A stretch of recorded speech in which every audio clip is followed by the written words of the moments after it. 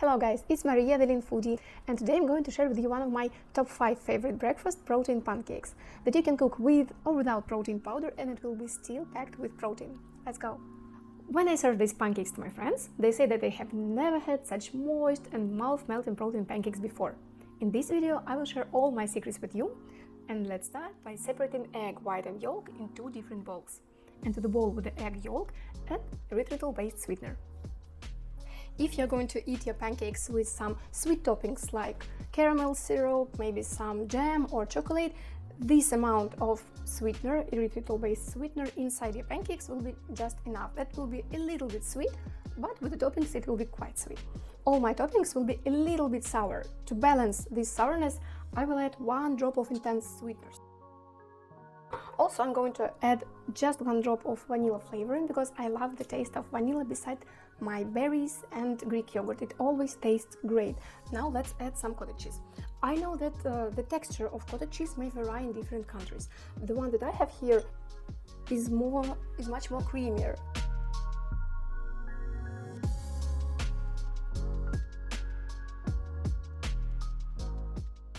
If your cottage cheese is more grainy, maybe you would like to blend it with your hand mixer, blend it just to have more smoother texture. Mix the mixture until smooth and sift the flour into it.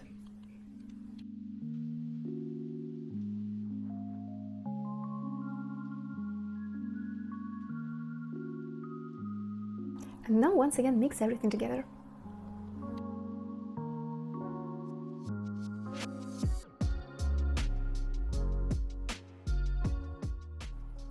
So the next step is basically adding protein powder. This step is not necessary, it's absolutely up to you. If you don't have a protein powder or just don't like the taste of it, you can skip this step easily. With this cottage cheese, your pancakes will be still quite packed with protein. But I like the taste of unflavored whey protein, and it gives a nice and creamy texture.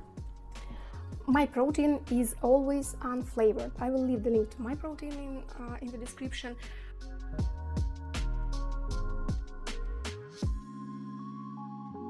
I don't know if you have these feelings, but sometimes when I buy a huge pack of protein with some intense flavors, rich ones like chocolate, caramel, cookies or banana, whatever, first smoothie that I made tastes like yummy, that's so amazing, oh finally this is the protein that I'm going to eat like till the end of my training days. The second day is like yeah, okay. The third day is like, oh my god, I hate it. It's too intense. This taste is like killing me. I don't want to drink protein again, and I start skipping my protein cocktails. So it was happening before I found this unflavored protein. This is great because I can do my own smoothie, just like adding some berries, bananas, maybe peanut butter, whatever. And I could add this same protein powder to any of my recipes. I could make like cheese crackers with it, I could make like these pancakes, and it's so much useful. Think about buying yourself some unflavored whey protein. It is so much handy to have in your kitchen. It's an amazing ingredient. And by the way, while we were chatting, look how protein works in the dough, just whey protein concentrate. Some people think that they can use it as a substance for flour because it looks like flour, right? But you remember the texture of the dough? It was quite thick, but now look, after adding protein it gets liquidy, quite the opposite effect compared to what flour does, as it thickens the dough. And that's why protein pancakes often turns out dry and flat, but not these ones. Here I try to solve all these problems by making them very moist with cottage cheese and airy, melting in your mouth due to whipping the egg whites separately from the other ingredients. Speaking of the egg whites, it's time to beat them into stiff peaks.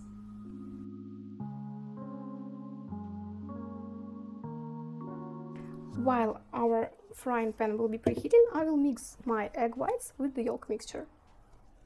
For the first 2-3 spoons, you can mix quite vigorously until all the egg white lumps dissolve completely. Then add the remaining part very gently to keep the air bubbles inside our mixture and make pancakes more airy.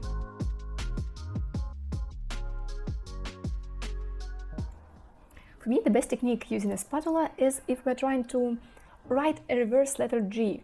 You can see it in the video. Now let's add half a teaspoon of baking powder to help our flour be more airy as well. Now I will transfer my dough into piping bag. Guys, I'm doing it not because I try to look fancy or something. I just lost my kitchen spoon somewhere. I have no idea where it is, so this step is surely not necessary. Ta-da! Now we are ready to fry our pancakes. Our frying pan is heated enough. Let's go. So using a kitchen spoon or a piping bag like me, place the pancakes dough on a large skillet. I don't use any oil because I have a non-stick skillet. We aim to make our pancakes not only high in protein but also fairly low in calories, and the oil we use for frying also counts. By the way, I discovered that maybe it wasn't that bad that my kitchen spoon disappeared somewhere. Look how perfectly round these pancakes turn out using a piping bag. My skillet is so big that I don't even have a matching lid for it. Instead of that, I will cover it with my silicone baking mat for 1 to 2 minutes. When you will see the first bubbles on the surface of your pancakes, it is time to flip them. Oh guys, and also I wanted to show you my favorite spatula. It is very thin and flexible. It works great for flipping such delicate things like pancakes. If you use something denser and stiffer, you might end up squishing and ruining your delicate pancakes instead of flipping them. Or you will have to wait until they cook more, but then they will be drier, so I highly recommend having such a great tool. I will try to find the link for something like mine and try to not to forget to place the links in the description, but it is one of my favorite tools. After flipping the pancakes, cover the lid for another minute. Once the first batch is ready, repeat the process with the remaining dough. With this amount of ingredients, I will get like 12 large pancakes. It is a serving for 2, maybe 3 people, or you can store them in the fridge. It is an amazing meal prep because they are even tastier when chilled. For my breakfast, I will add plain Greek yogurt to balance out the sweetness of the pancakes, and definitely some strawberries. It is a great habit to add some fiber source to each serving of protein you get, especially if you're on a high protein diet, because it helps you to avoid any digestive issues. And also a bit of cinnamon. The aroma and flavor will be incredible because all the ingredients are perfectly balanced. This breakfast will be about 230 calories and 32 grams of protein, and it is really nutritious. Now I think it is time to give them a try.